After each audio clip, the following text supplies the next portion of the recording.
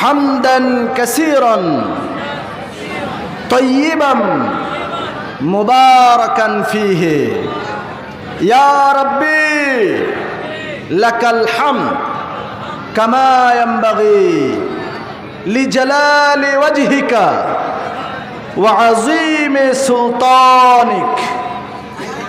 আমরা শুকরিয়া আদায় করলাম কার? খুশি হয়েছেন কে? আলহামদুলিল্লাহ। দুরূদ আর সালাম পেশ করছি মানবতার নবী, বিশ্ব নবী, নবী মুকাররম, নূরে মুজাসসাম, বিশ্ব নবী জনাবে মুহাম্মদুর রাসূলুল্লাহ সাল্লাল্লাহু আলাইহি ওয়াসাল্লামের ভারতবর্ষের পক্ষ থেকে সালাম জানাই। হে রাসূল, আল্লাহ তাআলা যেন আমাদের সালামটুকুন বিশ্ব নবীর রওজা মুবারকে পৌঁছায় দেন। জোরে বলুন আল্লাহুম্মা আমিন। মানে নেছি যারা বংশগত পারিবারিকভাবে মুসলিম, সব রকমের মুসলমানদের জন্য কিছু টিপস দিতে চায়। মুমিনদের বৈশিষ্ট্য কি হতে পারে? যদি এই বৈশিষ্ট্য আপনার আমার ভিতরে না থাকে, আপনার ওই শুধু শুধু ফাঁকা বলির কোনো দরকার নাই। কথা বলেন ঠিক কিনা? আপনার ভিতরে ঈমান আছে কিনা আসুন আমরা অল্প সময়ের ভিতরে একটু পরীক্ষা করে নেই। আল্লাহ রাব্বুল আলামিন কোরআনুল কারীমের ভিতরে বর্ণনা করতেছেন, ইন্নামাল মুমিনুনা আল্লাযীনা ইযা যুকিরাল্লাহু ওয়াজিলাত কুলুবুহুম ওয়া ইযা তুলিয়াত আলাইহিম আয়াতুহু যাদাতুহুম ঈমানা। জোরে বলুন আল্লাহু আকবার।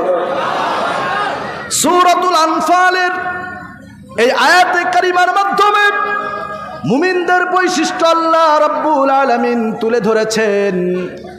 আল্লাহ তাআলা বলেন, মুমিনদের বৈশিষ্ট্য হলো ইন্নামাল মুমিনুনা আল্লাযীনা ইযা যুকিরাল্লাহ।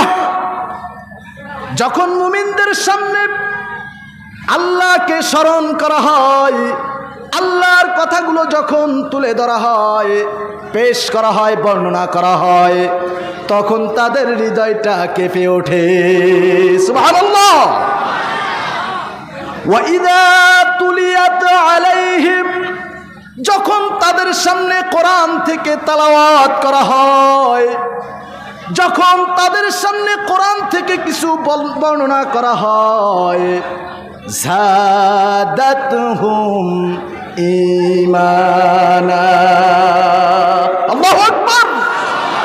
যে ঈমানটুকু নিয়ে কোরআনের এই ময়দানে এসেছিল, যে ঈমানটুকু নিয়ে জান্নাতের এই বাগানে এসেছিল, ওয়া ইযা তুলিয়াত আলাইহিম, যখন এসে তারা কোরআনের বাণীগুলো তেলাওয়াত শুনলো, যাদাতুহুম ঈমানা। যে ঈমানটুকু ছিল ওই ঈমান আল্লাহ রাব্বুল আলামিন তাদের বহুগুণে বাড়িয়ে দিলেন। সুবহানাল্লাহ। এই কোরআন শোনার সাথে সাথে তাদের ঈমানটা আরো বহুগুণে বেড়ে যায়। জোরে বলুন সুবহানাল্লাহ। যদি আপনার ঈমান বেড়ে যায় তাহলে বুঝতে হবে আপনার ভিতরে ঈমানের নূর রয়েছে। কথা বলেন ঠিক কিনা? যে ঈমান প্রয়োজনে জ্বলে ওঠে না, যে ঈমান সত্য ন্যায়ের কথা বলে না, যে ঈমান অন্তরে নাই, যে ঈমান বাস্তবে নাই, মুখে শুধু ফাঁকা বলি, কি করে তারে বলো ঈমান বলে, কি করে তারে বলো ঈমান বলে। ওই ফাঁকা বলি মার্কা মুসলমানের কোনো দাম আছে? জোরে বলেন আছে? যে ঈমান প্রয়োজনে জ্বলে ওঠে না, যে ঈমান সত্য ন্যায়ের কথা বলে না, যে ঈমান অন্তরে নাই, যে ইমান বাস্তবে নাই, মুখে শুধু ফাঁকা বলি।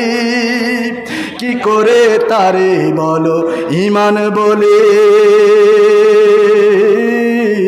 কি করে তারে বলো ইমান বলে। আল্লাহ বুঝার তৌফিক দান করেন, বলেন আমিন। وَإِذَا تُلِيَتْ عَلَيْهِمْ آيَاتُهُ زَادَتْهُمْ إِيمَانًا।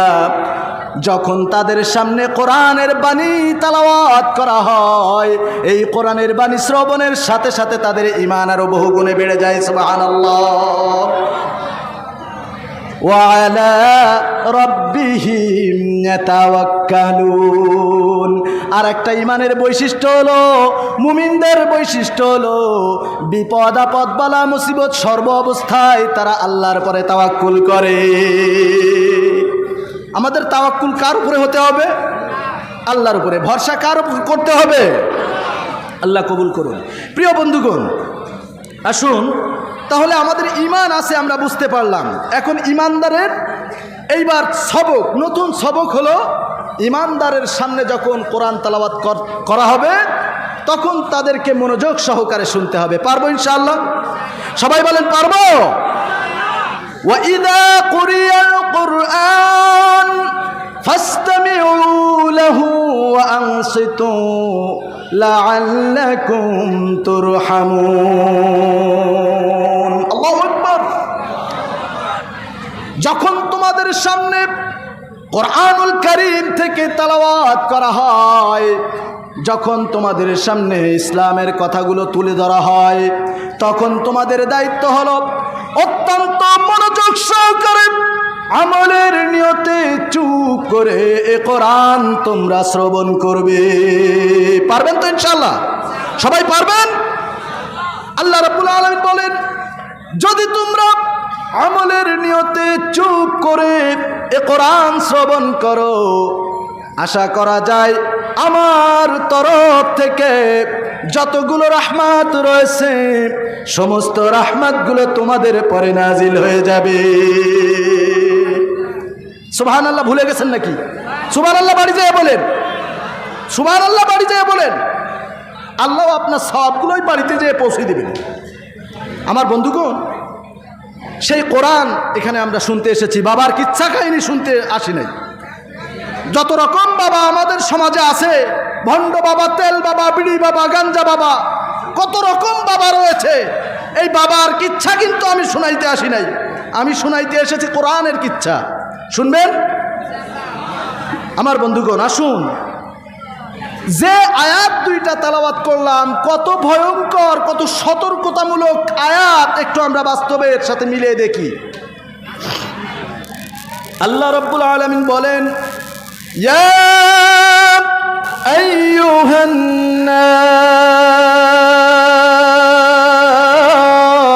নাস। আল্লাহু আকবার। আল্লাহ তাআলা এখানে নাস শব্দ ব্যবহার করেছেন।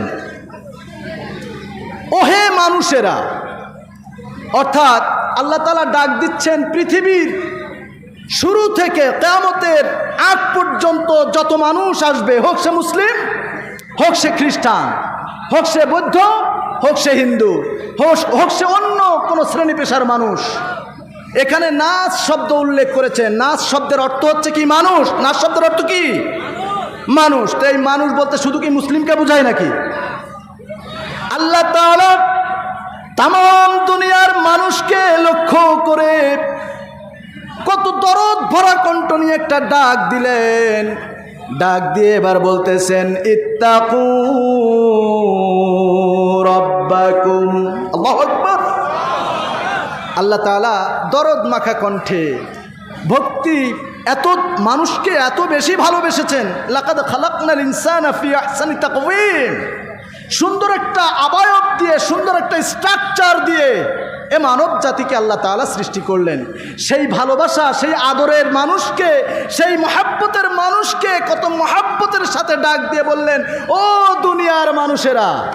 সবাইকে ডাক দিলেন। ডাক দিয়ে আল্লাহ তাআলা যে সবাইকে ভালোবাসেন কারোর খারাপ চান না। এই জন্য আল্লাহ সবাইকে লক্ষ্য করে বলতেছেন, ও দুনিয়ার মানুষেরা, তোমরা তোমাদের রবকে ভয় করো। ও আমার বন্ধুগণ, জানতে চায় আমাদের রবকে? যারা বলেন নাই তারা মুসলমান না। কে আমাদের রবকে? এতে কোনো সন্দেহ আছে? আল্লাহ তাআলা বলেন, ইত্তাকু রাব্বাকুম, ও দুনিয়ার মানুষেরা, তোমরা তোমাদের রবকে ভয় করো। আচ্ছা, আল্লাহকে ভয় করেন কে কে? একটু হাত তোলেন। সব ফাঁকা বলি, সব ফাঁকা বলি। যদি এতই ভয় করেন, আপনাদের এলাকার মসজিদে ফজরের জামাতে কয়জন লোক হয়? কয়জন লোক হয়? এ তামাম লোক সব কি ফজরের জামাতে চলে যায় নাকি? আজকের কারা কারা ফজরের নামাজ পড়েছেন একটু হাত তোলেন। এই দেখছেন, একটু আগে বললাম ফাঁকা বলি, তাহলে তার প্রমাণটা আমি দিয়ে দিলাম আপনাদের কাছে। এই জন্য আমি ওই সঙ্গীতের 2 লাইন বলে নিলাম আগের থেকে, যে ইমান অন্তরে নাই, যে ইমান বাস্তবে নাই, মুখে শুধু ফাঁকা বলি, কিভাবে তারে বলো ইমান বলি? তাহলে আমরা নামমাত্র মুসলিম। আমরা আল্লাহকে কি ভয় করলাম? আমরা আল্লাহকে আজ থেকে ভয় করবো তো ইনশাআল্লাহ? সবাই ভয় করবেন? আচ্ছা, কে কে করবেন না একটু হাত তোলেন। এই দেখো, চাচা আগে হাত তুলে ফেলছে, চাচা আগে হাত তুলে ফেলছে। হাসির খোরাক দেই নাই ভাই। আপনাদের মনোযোগ কতটুকু আছে আমি মাঝে মাঝে কিন্তু এরকম উল্টাপাল্টা প্রশ্ন করবো, বুঝতে পারবেন তখন ঠেলাটা কেমন। যা হোক, ওই চাচার মতন ভুল করা যাবে নাকি? আবেগ দিয়ে বলে ফেলেছেন, উনি মন থেকে বলে নাই। আসলে আমরা সবাই আল্লাহকে বিশ্বাস করি, আমাদের রবকে। আমরা ভয় করব কাকে? যদি আমরা আল্লাহ তাআলাকে ভয় করি, ও আমার মুসলমান ভাই ও বন্ধুগণ, পর্দার অন্তরালে আমার মা বোনদেরকে বলতে চাই, এটা আমার কোনো মন গড়া কথা না। আপনাদেরকে নতুন কিছু আমি আমার তরফ থেকে দিতে চাই। 100% যদি মানতে পারেন, 100% যদি আপনার মনের কথা হয়ে থাকে, শুনে রাখুন কতগুলো উপকার আপনার জন্য হবে।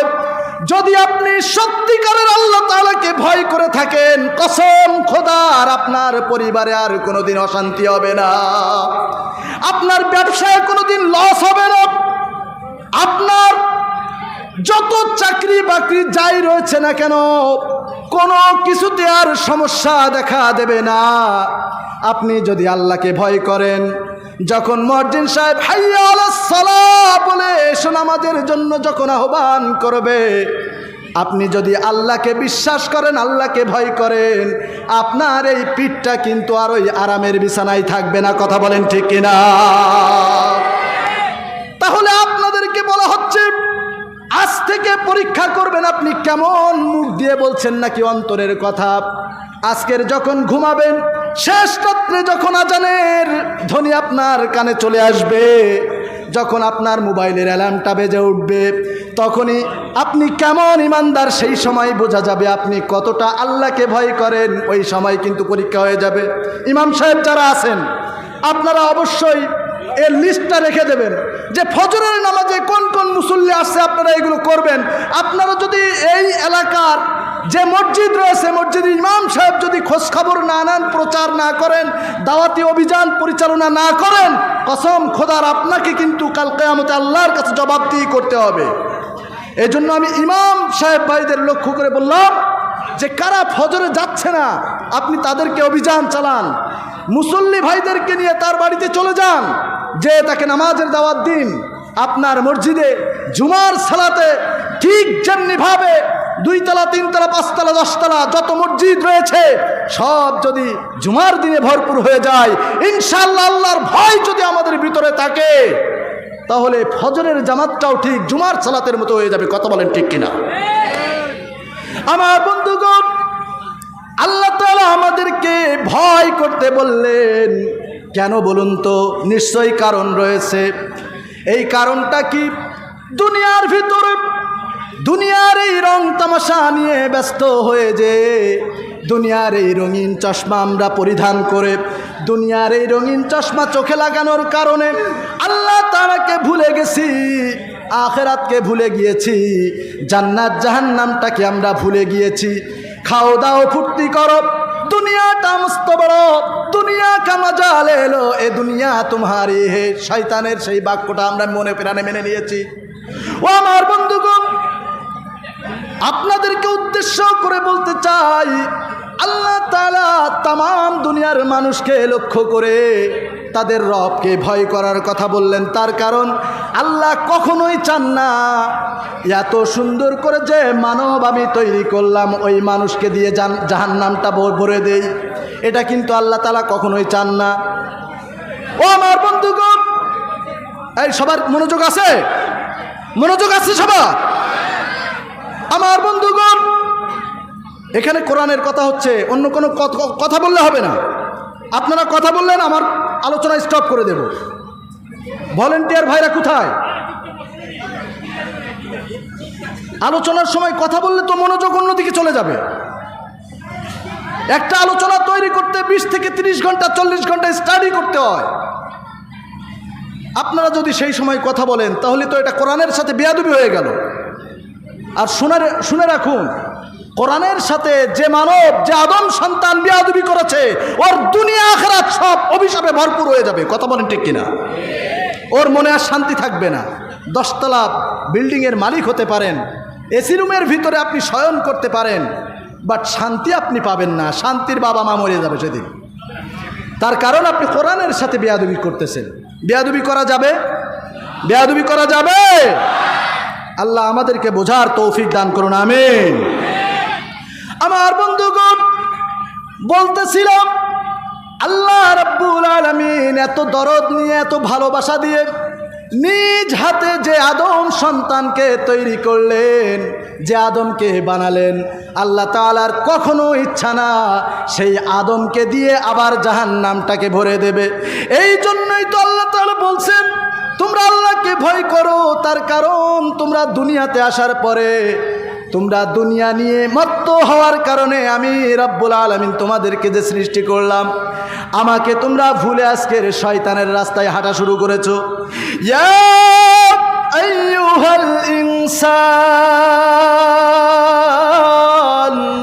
মা গররাকা বিরাব্বিকাল কারীম। আল্লাহু আকবার। আল্লাহ তাআলা কত কষ্ট নিয়ে বলতেছেন, ও দুনিয়ার মানুষ, তুমি আমার দিক থেকে তোমার মুখমণ্ডলটা কোন দিকে ঘুরায় নাও। আহারে, তোমাকে তো আমি সৃষ্টি করেছি, তুমি কোন দিকে ঘুরাচ্ছ তোমার জবানটা, তোমার মুখমণ্ডলটা আমাকে বাদ দিয়ে কোন দিকে তোমার ধাবিত করলে? আল্লাহ তাআলা কত একটা যেন আফসোস নিয়ে কথাটা বললেন। ও আমার বন্ধুগণ, ভুলে যাবেন না যে আল্লাহ আপনাকে দুনিয়া পাঠালেন, ওই আল্লাহর কাছে কিন্তু আপনাকে আবার ফিরে যেতে হবে। এই দাম্ভিকতা, এই অহংকার, এই জিদ, এই রাগ, এই ক্ষোভ সব শেষ হয়ে যাবে, চূর্ণ বিচূর্ণ হয়ে যাবে। আপনি কোটি টাকার মালিক তো কি হয়েছে? আপনার কোটি টাকার একখান কাফন কিন্তু আপনার পরানো হবে না। আপনি কোটি টাকার মালিক তো কি হয়েছে? আপনার এই কোটি টাকা দিয়ে কিন্তু কাফন তৈরি করা হবে না। শুধুমাত্র 3 থেকে 400 টাকা মূল্যের একখান কাফন পরে আপনাকে কবরে যেতে হবে। সেখানে কিন্তু বস্তা ভরে টাকাগুলো আপনার কবরে ঢুকানো হবে না। সুতরাং ভুলে যাবেন না যে একদিন আমাদেরকে চলে যেতে হবে। এই দুনিয়ার খেলতামাশায় লিপ্ত হয়ে আখিরাতকে কোনোদিন ধ্বংস করা যাবে? কোনোদিন যাবে না। আল্লাহ তাআলা বলেন, যে আখিরাতের ময়দানে তোমাদেরকে উঠতে হবে, ওই আখিরাতের ময়দানটা কিন্তু অত সহজ নয়। ওই দিনটা কিন্তু অতটা সহজ নয়। দুনিয়ার দিন 24টা ঘন্টার ভিতরে একটা দিন শেষ হয়ে যায়, একটা রাত শেষ হয়ে যায়। 24টা ঘন্টার মাধ্যমে একটা রাত, একটা দিন সহজেই পার হয়ে যাচ্ছে। আপনার জীবন থেকে কত ঘন্টা, কতটা দিন, কতটা মাস, কতটা বছর চলে গেল, আপনি সারা জীবন সাধনা করলেও পিছনের আর একটা দিন কিন্তু খুঁজে পাবেন না। আল্লাহ তাআলা বলছেন, দুনিয়ার এইভাবে দিন যেভাবে চলে যাচ্ছে, আখিরাতের দিন কিন্তু শেষ হবে না। আখিরাতের একটা দিন 50,000 বছরের সমান হবে। কত বড় দিন হবে, কত বড় সময় হবে। সুতরাং সেই আখিরাতটা শুনতে যতটা সহজ মনে হচ্ছে, ও আমার বন্ধুগণ, চোখ দুইটা বন্ধ করে একটু চিন্তা করুন তো, সেই আখিরাত শব্দটা যতই সহজ হোক না কেন, ওর ভিতরে কত ভয়ঙ্কর রহস্যগুলো লুকিয়ে রয়েছে। যদি আমরা একটু চোখ দুইটা বন্ধ করে একটু বোঝার চেষ্টা করি, অবশ্যই কিন্তু আমরা বুঝতে পারবো। আল্লাহ তাআলা এই জন্যই বলছেন, ও দুনিয়ার মানুষ, তুমি আল্লাহকে ভয় করো, তোমার রবকে ভয় করো। তার কারণে দুনিয়ার জীবন শেষ হয়ে যাওয়ার পরে তোমাকে আখিরাতের ময়দানে দাঁড়াতে হবে। আখিরাতের ময়দানে দাঁড়াতে হবে। যারা বেনামাজি, ও আমার মা বোনেরা, আপনাদের কেউ বলতে চায়, যারা বেনামাজি হাদিসের ভাষ্য অনুযায়ী ওই দিন যতই মাজাটাকে বাঁকানোর চেষ্টা করবে, ওই দিন কিন্তু আর কোনোদিন বাঁকা করতে পারবে, কোনোদিন বাঁকা করতে পারবে না। ও আমার বন্ধুগণ, আখিরাতের ময়দানটা বড় কঠিন হবে, বড় ভয়ঙ্কর হবে। কেমন ভয়ঙ্কর? আল্লাহ তাআলা বললেন, ইন্না জালজালাতাস সাআতি শাইউন আযীম। আল্লাহু আকবার। নিঃসন্দেহে আখিরাতের প্রকম্পন অত্যন্ত ভয়ঙ্কর ব্যাপার। সেদিনের সেই স্টেশনে, কিয়ামত নামক স্টেশনে থাকবে নানান প্যাসেঞ্জার, আহলে হাদিস, হানাফি, মালিকি, শাফিঈ, হাম্বলি, যত রকম শ্রেণী পেশার মানুষ আমাদের সমাজে রয়েছে, যত দলের মানুষ রয়েছে, যত রকম কোয়ালিটির মানুষ রয়েছে, সব রকম প্যাসেঞ্জার কিন্তু আখিরাত নামক ওই স্টেশনে দাঁড়ানো লাগবে। সেদিনের সেই স্টেশনে থাকবে নানান প্যাসেঞ্জার, দ্রুত জানে পার হবে সে, টিকিট কাটা আছে যার, টিকিট কাটা আছে যার। টিকিটটার নাম কি? সবাই বলেন, টিকিটের নাম কি? মনরে, ও মনরে, পারাপারের থাকলে তড়প, সঙ্গে নিও গাড়ি ভাড়া, জবাবদিহি করতে হবে, ধরলে টিকিট কালেক্টর, আমি পাপী তিনি জামিনদার, সময় থাকতে মুমিন হুঁশিয়ার। এখন চোখ খোলা আছে, ও আমার বাপজানেরা, এখন কিন্তু আপনার চোখ খোলা আছে। আপনার দাড়ি সাদা হয়ে গেছে, আপনার ভুরুটা সাদা হয়ে গেছে, আপনার চুলটা সাদা হয়ে গেছে, আপনার এক পাও কবরে চলে গেছে, এরপরেও কিন্তু আপনি এখনো সজাগ রয়েছেন। সুতরাং সময় থাকতে আখিরাতের সামান তৈরি করতে হবে। সেদিনের সেই স্টেশনে থাকবে নানান প্যাসেঞ্জার, দ্রুত জানে পার হবে সে, টিকিট কাটা আছে যার, টিকিট কাটা আছে যার। সুতরাং দুনিয়াতে জীবিত থাকা অবস্থায় আপনার কোরআন নামক টিকিটটা আপনাকে ধারণ করে নিতে হবে। কোরআনের আদর্শে, কোরআনের পথে আপনার জীবনটাকে পরিচালনা করতে হবে। বিশ্বনবীর আদর্শ অনুযায়ী আপনার আমার জীবনটাকে সুন্দর করে সাজিয়ে নিতে হবে। এই সুন্দর এই দুনিয়া দেখে আল্লাহ এবং আল্লাহ রাসূলকে কোনোদিন ভুলে গেলে চলবে না। যদি আল্লাহকে ভুলে যান, কোরআন থেকে সরে যান, কসম খোদার কাল কিয়ামতে কিন্তু আপনার মতন এতিম অসহায় আর কেউ থাকবে না। ঠিক কিনা? ও আমার বন্ধুগণ, আল্লাহ তাআলা বলেছেন, ইন্না জালজালাতাস সাআতি শাইউন আযীম।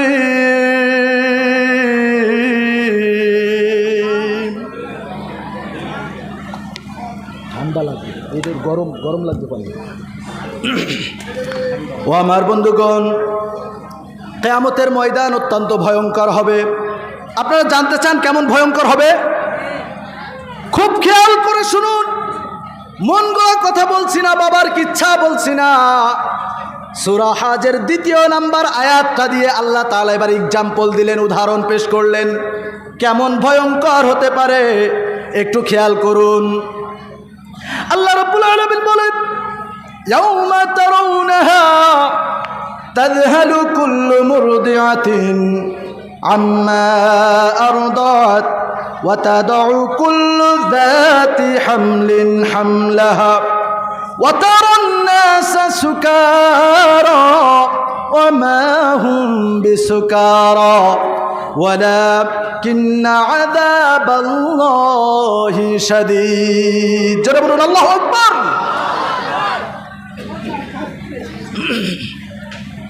আল্লাহ রাব্বুল আলামিন এই আয়াতের মাধ্যমে আখিরাতের দিবসটা, সেই মহাপ্রলয়ের দিনটা কত বড় ভয়ঙ্কর হবে একটু উদাহরণ পেশ করলেন। আল্লাহ তাআলা বলেন, ইয়াউমা তারাউনাহা তাযহালু কুল্লু মুরদিআতিন আম্মা আরদাআত ওয়া তাদউ কুল্লু যাতি হামলিন হামলাহা ওয়া তারান নাসা সুকারা। ওই দিন দেখা যাবে, অর্থাৎ কিয়ামতের দিন দেখা যাবে, এত ভয়ঙ্কর হবে যে স্তন্যদায়িনী মা, যে মা আমাকে আপনাকে এত কষ্ট করে একদিন নয় 2 দিন নয় পেটের ভিতরে কতদিন রেখেছেন? এই কথা বলেন না কেন? কতদিন থাকছেন? 10টি মাস পেটে ধরে আমাদের গর্ভধারিণী মায়েরা আপনাকে আমাকে রেখেছিলেন এত কষ্ট করে, না খেয়ে না দিয়ে না ঘুমিয়ে, এত কষ্ট করে যে মা আপনাকে আমাকে একদিন নয় 2 দিন নয় টানা 9টি মাস 10টি মাস ধরে পেটের ভিতরে রেখে নিজের মাসিকের রক্তগুলো খাওয়ায় খাওয়ায় আপনাকে তিল তিল করে গড়ে তুলেছেন, মানুষ করেছেন। সেই স্তন্যদায়িনী মা সেই কলিজার টুকরা সন্তানকে ওই মহাপ্রলয় দেখে ওই ভয়ঙ্কর দিনে ওই কলিজার টুকরা নারী ছেঁড়া ধনকে ফেলে রেখে পালিয়ে চলে যাবে। সন্তানের কথা সেদিন আর ওই গর্ভধারিণী মায়ের আর মনে থাকবে না।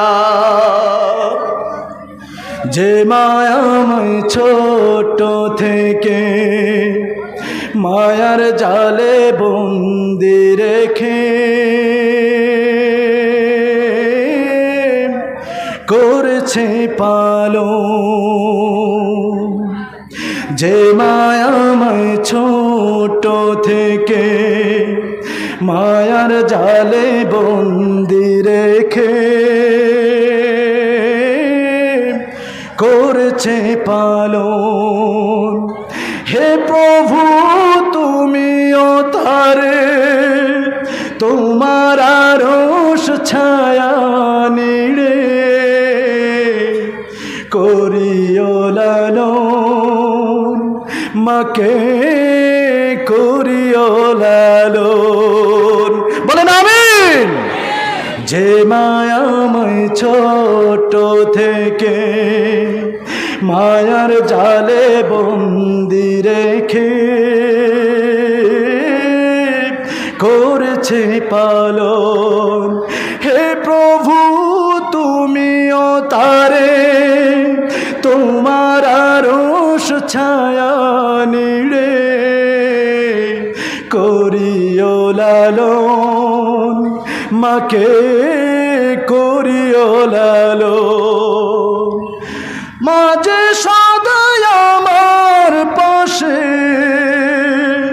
সুখে দুঃখে থাকতো বসে, সে মায়া জি আমায় ছেড়ে চলে গেছে তোমার কাছে। হে প্রভু তুলেছি হাত, তুমি তারে দাও গো নাজাত, করে নাও আপন।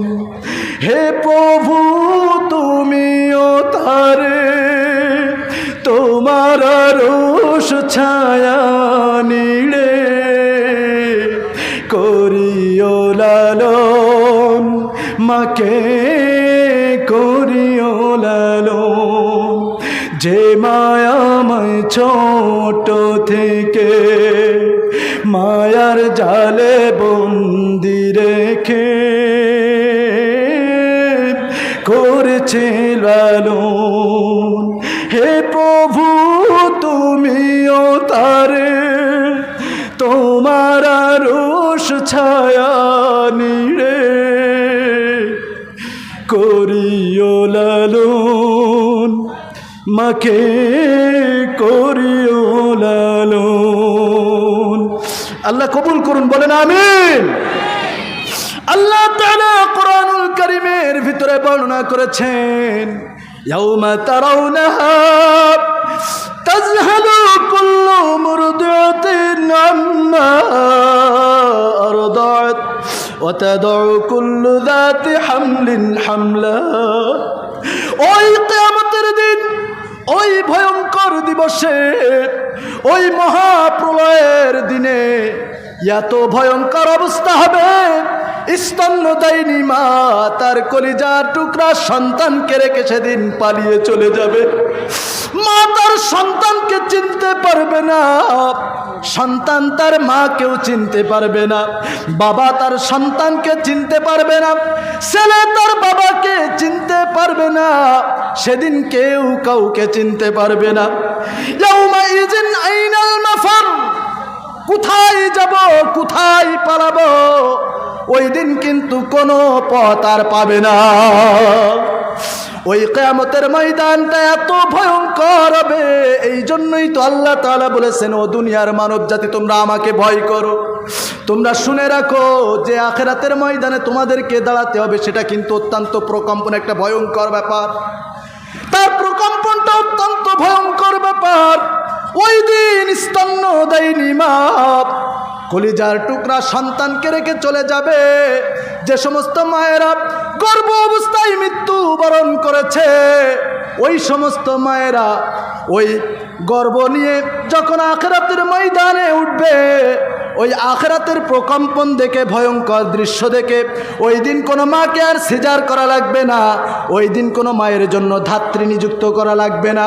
ওই দিন প্রকম্পন দেখে ভয়ের চোটে এমনিতেই সেদিন প্রত্যেকটা গর্ভবতী মা সেদিন গর্ভপাত করে ফেলবে। আল্লাহু আকবার। শুধু তাই নয়, আপনার আমার মতন এবার সাধারণ মানুষগুলো সেদিন ভয়ের চোটে দৌড়াদৌড়ি শুরু করে দেবে। কতটা ভয়ঙ্কর হবে খেয়াল করুন সূরা আল কারিয়ার ভিতরে, ইয়াউমা ইয়াকুনুন নাস কাল ফারাশিল মাবসুস।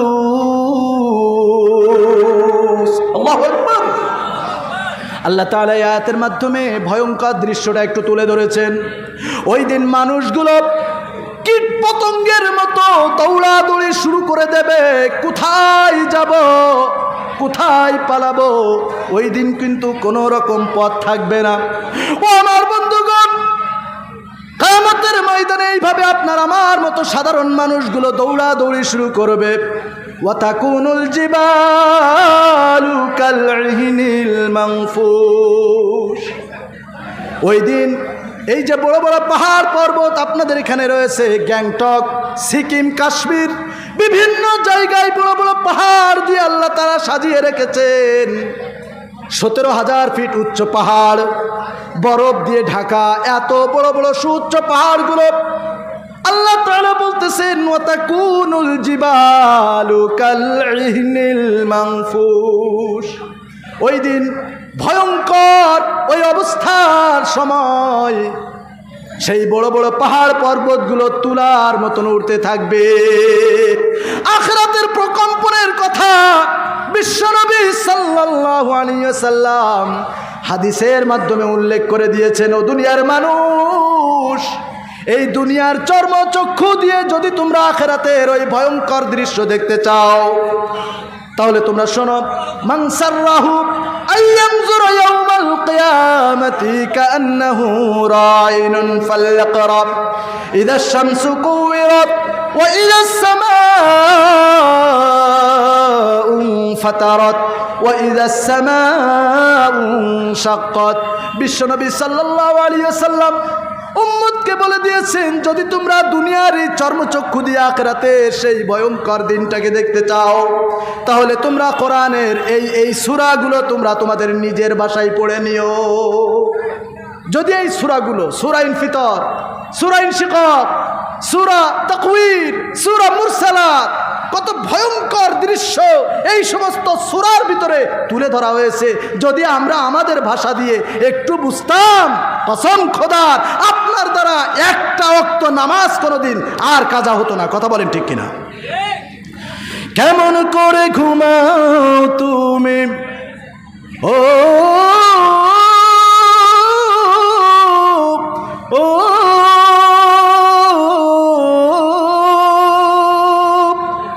কেমন করে ঘুমাও তুমি ফজর করে কাজা, এমনও তো হতে পারে জোহরে জানাজা। ঠিক কিনা? কেমন করে ঘুমাও তুমি, কেমন করে ঘুমাও তুমি ফজর করে কাজা, এমনও তো হতে পারে জোহরে জানাজা তোমার, এমনও তো হতে পারে আসরে জানাজা। কেমন করে ঘুমাও তুমি, কেমন করে ঘুমাও তুমি ফজর করে কাজা, এমনও তো হতে পারে জোহরে জানাজা। যুবক কেমন করে, এমনও তো হতে পারে আসরে জানাজা। মুসলিম হয় না জন্ম নিলে মুসলমানের ঘরে, কাফের মুমিন তফাতটা হয় সালাতের উপরে। ঠিক কিনা? তাহলে নামাজ আর মিস করা যাবে? মুসলিম হয় না জন্ম নিলে মুসলমানের ঘরে, কাফের মুমিন তফাতটা হয় সালাতের উপরে। হে যুবক সালাতের উপরে। মুসলিম হয় না জন্ম নিলে মুসলমানের ঘরে, কাফের মুমিন তফাতটা হয় সালাতের উপরে। এই জীবনে সালাত যেন, এই জীবনে সালাত যেন, এই জীবনে নামাজ যেন হয় না কবু কাজা, এমনও তো হতে পারে জোহরে জানাজা। যুবক এমনও তো হতে পারে আসরে জানাজা। আল্লাহ পাঁচ ওয়াক্ত নামাজ আদায় করার তৌফিক আমাদের দান করুন, বলেন আমিন। আমার বন্ধুগণ, যে কথা বলতেছিলাম, কাল কিয়ামতের ময়দানে আপনি কিন্তু ধরা খাবেন এই নামাজের জন্য। বিশ্বনবীর হাদিসের দিকে একটু খেয়াল করুন। বুখারীর বর্ণনা, আউয়ালু মা ইউহাসিবু বিহিল আবদু ইয়াউমাল কিয়ামাতি মিন আমালিহি সালাতু। আবু হুরায়রা রাদিয়াল্লাহু তাআলা আনহু বর্ণনা করেছেন এই হাদিসটি। বিশ্বনবী সাল্লাল্লাহু আলাইহি ওয়াসাল্লাম বলেছেন, কাল কিয়ামতের ময়দানে সর্বপ্রথম বান্দার নামাজের হিসাব নেওয়া হবে। আপনি নামাজ পড়েন না, আবার আপনি মুসলিম দাবি করেন। আল্লাহর নবী বলেছেন, বাইনাল আবদি ওয়া বাইনাল কুফরি তারকুস সালাহ। আল্লাহর নবী বলেছেন, মুসলমান আর কাফেরের মাঝে, মুসলমান আর অমুসলিম যারা রয়েছে এদের মাঝে পার্থক্য হলো নামাজ। যে নামাজ পড়ে সে মুসলিম, যে নামাজ পড়ে না সে কাফের। যে যতই বলুক না কেন, হাদিসের ভাষ্য অনুযায়ী যে কুফরি করলো সে কাফের হয়ে গেল। সুতরাং আপনি যদি নামাজ না পড়েন, আপনার ওই আব্দুল্লাহ নাম নিয়ে কোনো দরকার নাই, কোনো রকম কোনো নাই। আচ্ছা আচ্ছা, আমার বন্ধুগণ, তো আজকের আমরা আখিরাত সম্পর্কে যে কথাগুলো বললাম, আচ্ছা এই কথাগুলো কি আমার ছিল? এই কথাগুলো কি আমার ছিল? সবাই বলেন। এই আখিরাতের ময়দানে যদি আপনি আমি একবার ধরা খেয়ে যাই, বলুন তো আপনার আমার অবস্থা কতটা ভয়ানক হতে পারে। ওই ভয়ঙ্কর দিনে, ওই ভয়ঙ্কর অবস্থায় যদি আপনার ঈমান আমল সুন্দর না হয়, আপনার আমার অবস্থা কিন্তু বেগতিক হয়ে যাবে। ওই দিন আপনাকে আমাকে দেখে মনে হবে ওয়াতারান নাসা সুকারা, ওই দিন দেখে মনে হবে মানুষগুলো বুঝি নেশা করে এসেছে। একজন স্বাভাবিক মানুষ, আমার বন্ধুগণ খুব খেয়াল করুন, একজন সাধারণ মানুষ আর একজন মদখোর কি একই হতে পারে? আপনাদের এলাকায় মদখোর আছে না নাই? কে কে খান একটু হাত তোলেন। হাত তুলছে, দেখছেন? হাত তুলছে। মদখোর ঘুষখোর আছে? সমিতি থেকে লোন নাই কয়জন? একটু হাত তোলেন। মা বোনদের ভিতরে অনেক আছে এরকম, আমি আর নাম নিতে চাচ্ছি না বা আমি লজ্জাও দিতে চাচ্ছি না। শুধু সবাইকে লক্ষ্য করে বিশেষ করে আমার মা বোনদেরকে বলবো, আমার মা বোনেরা, আপনাদের জন্য আল্লাহ তাআলা জান্নাতটাকে সহজ করেছেন। একটা পুরুষের যতটা কঠিন আপনাদের তার থেকে অনেক সহজ জান্নাতে যাওয়াটা। সুতরাং আপনারা এমন অনৈতিক কোনো কর্মকাণ্ডে নিজেকে যুক্ত করবেন না যার জন্য আপনার জন্য জান্নাতে যাওয়াটা কঠিন হয়ে যায়। আপনারা মনে রাখবেন, একবার যদি জাহান্নাম সাব্যস্ত হয়ে যায় আপনার কিন্তু কশ্চিনকালেও আপনি আর বেরোতে পারবেন না, কোনো দিন বাইরে হতে পারবেন না। তার কারণ আল্লাহ তাআলা উদাহরণ পেশ করে দিয়েছেন, একটা সূচের ছিদ্র দিয়ে একটা উট গমন করাটা যতটা কঠিন, জাহান্নাম থেকে মুক্তি নিয়ে বান্দার জান্নাতে যাওয়াটা তার থেকেও কঠিন। সুতরাং ওই সূচের ছিদ্র দিয়ে উট কোনোদিন ঢুকবেও না, আপনার ওই জাহান্নাম থেকে মুক্তি নিয়ে জান্নাতেও আর যাওয়া হবে না।